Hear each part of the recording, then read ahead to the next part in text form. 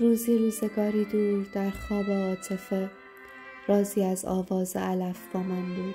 من اگر می گفتم آب، روسری کوچک ابری بر کلاله کوه، کبود مایل به خاکستری می شد.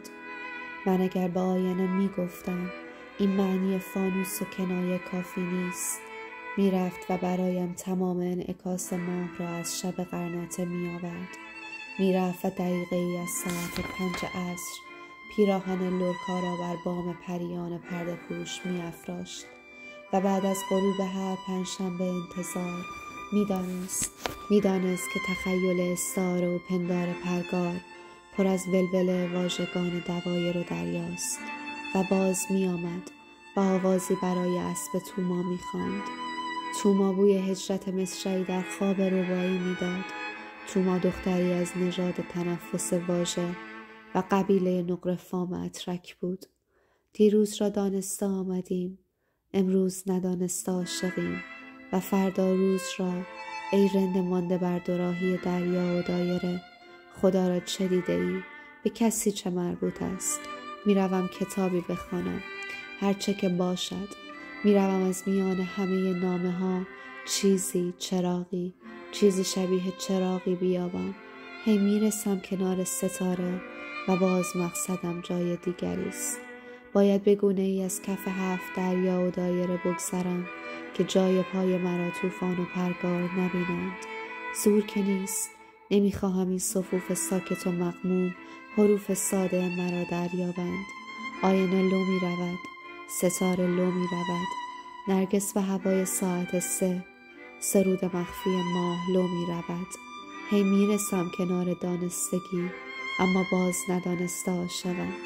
میروم کتابی برای گریز از گمان گریه بخوانم. میروم از میان تمام رویاها رازی شبیه آوازی بیابم.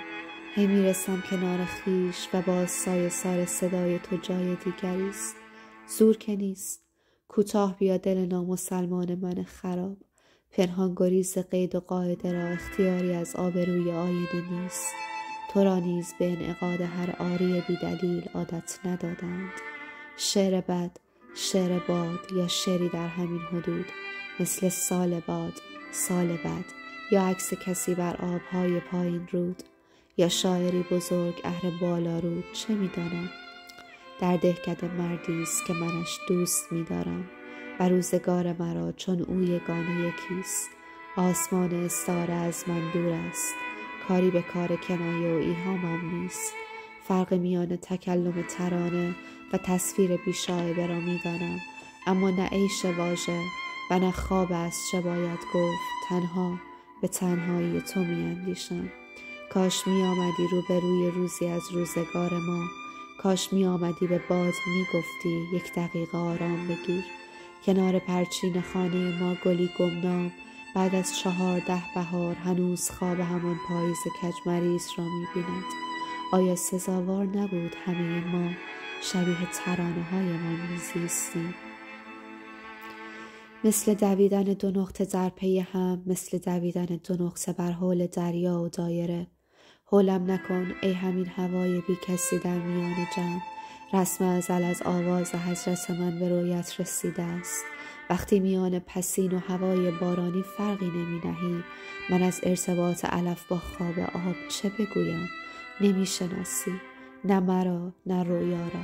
اما من اگر بمیرم حتی مضمون محرمانه آن راز را به گور خواهم برد و از این سپس نیز با هیچ کسی از ابهام آینه در انعکاس خاموشی سخن نخواهم گفت. من راوی حروفی ساده از معابر بارانم. از من سوال بیجا چه می کنند؟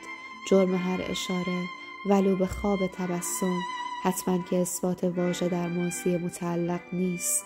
ما همه از بعید بوسه به رویای دریا رسیده ایم. بگذریم، باید به تو بیاندیشم. وقتی ملایم یادها شبیه آرامش آینه در غیبت دیوار است. حالا گو فرق میان پسین و هوای بارانی هم هیچ. وقتی که من تو را دوست می‌دارم، نه چراغی به خانه بیاور، نه چتری که از کوچه ناشناس بگذری. سایه به سایه هر سنگی از اضطراب تو میفهمد که کار از کار گذشته است. حالا هیچ، حالا تنها به تو میاندیشم. شاید تولد یک ستاره از خواب معجزه مفهوم جهان را برای تجرد این خسوف روشن کرد، مثل دویدن دو نقطه در حول دریا و دایره. به هر که گفت تعبیر زندگی شکل صبور همین شقایق است، شک خواهم کرد. از هر که گفت بیا برای بیداری دریا دعا کنیم، پرهیز خواهم کرد. پا به پای زائری که بگوید بلای ستاره دور، شب از خواب این زاویه به روز خواهد رسید، هم سفر نخواهم شد. پناه بر تو ای فهم فراموشی. حالا بیا برای رسیدن به آرامش نزدیکترین نامهای کسان خویش را به یاد بیاوریم.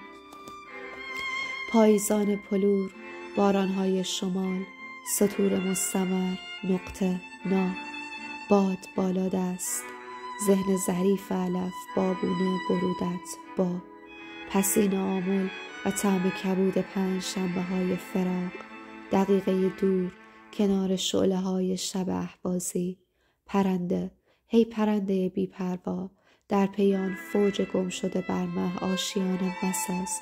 من ساختم، باد آمد و همه رویاها را با خود برد. بی جفت و فوج از موجی به موج دیگر. حالا هی برو، دریا در سینه‌ات گهواره گزیده است. نرفته من حالا به هر دامنه که میرسم پسین سایه ها را از چشم تو خواهم گریست و دردی عجیب که از آن دهان بیبوسه خواهم چید. آه دوریت فرود سنگ و فراق ستاره سبز. چرا تا همین دقیقه پیش غافل از این قرون پسینه مضمون کهنه سال تسلیت را نمی‌دانستم. پر زد و پاره مرا سمت مزار دریا برد. هی شما کنار آتش خاموش، خوابتان سنگین. هی شما که از مسیر موج به آرامش مرداب رسیده اید. شما سمت مزار دریا را نمی‌دانید. پر زد و پاره دل مرا سمت مزار دریا برد. اما ای کاش پیش از آن که افشای آفتاب از خواب گریه آشکارم کند، هم بیچراغ در این خانه خراب مرده بودم که من حرام نوش آن زمزم ناسروده بودم که تو مسافر بی تکلم آن مقصد نانموده بودی. پر زد و پاره دل مرا سمت مزار دریا برد. نه باد شمال می آمد و نه راه جنوب پیدا بود. سوسوی تشنه فانوسی از گذار آب. همین و حالا من ماندم و فراغ فرا رفتن از واژه ها. من ماندم و فرود ستار و سرانگشت. من ماندم و عادتی آسوده از بیخوابی جهان. هی شما کنار آتش خاموش، خوابتان سنگین. اما نیستی تا اضطراب جهان را کنار تو در ترانه کوچک خلاصه کنم. اما نیستی تا شب تشویش هر شب خیش را در اشتعال گریه ها و گورها روشن کنم. اما نیستی تا در دهان داس برویم و در پریشانی شعله پرپر شوم. اما نیستی خدایا این بغض بیقرار که فرصت نمی‌دهد. کنار هر سایه که همسایه میشوی، نه آفتاب بی‌اعتناش پا به جای و نه خواب رفتنش امداد معجزه. در باور قلیل ما تعادل سکوت همیشه ترانه تنهایی است. به هر تقدیر باید یکی بیاید و از گمان گرگ خبر برای خواب خرگوشان ساده بیاورد. ورده از رمه رویاها احتمال تبسم هیچ شکوفه‌ای تعبیر نخواهد شد. همین که گفتم در باور بسیار شما نیز همیشه حرف پ سرآغاز پروانه نیست. گاهی اوقات پاییز پاسخ مقدر مرگ است. کلمات تارند، معانی تاتار، اما من از پی پود بودن یا نبودن. هرچه به ذهن تو آمد شعر است، هرچه به زبان من اما وحی غریب. هی می روم تارا در غبار و ماه در پیاله آب. شاید اشاره ای، آوازی، حرفی ساده یا سکوتی سرشار.